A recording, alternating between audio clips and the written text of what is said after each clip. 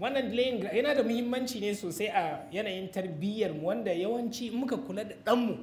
‘ya'yanmu idan ba sa yin haka sai a koya musu wannan. Wani lokaci da gangan za ga abin da suke so sai ka siyo sai ka ajiye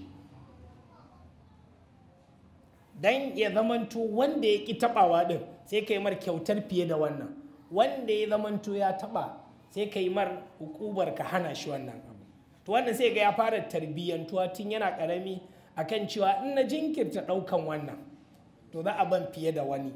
saboda haka karin yi asarar wancan, saboda haka bari in zamanto in jinkirta wannan. To kuma wannan yana daga cikin alahira idan kai tunanin cewa hurul in za a baka, wanda ake cewa in ta leko a duniya gaba daya wato hasken rana da yanayi mutum shikenan ya fita daga cikin yanayinsa. Mutum ya zamanto ya asarar wannan dan ya zamanto kawai wani ya bata mara yayi gara da yin tunzura din kawai.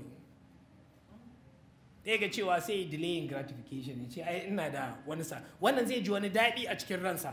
yayin da ya zamanto kawai ya tuna cewa a ranar alkiyama sai an tara mutane gaba daya irin yadda ake tarawa mutum ya gama ko makaranta ko ai an yi taro dan kai a ce wane dan wane ka fito, ya zamanto ka hau stage kowa na ganin ka, sannan kuma a ce wannan yayi kaza da kaza ga kuma kyauta gashi nan kai ka je ka zaba abin da kake so ka je ka zaba, wannan ba karamin girmama bane.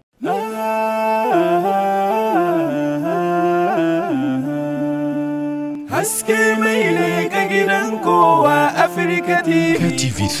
tafarkin rayuwa.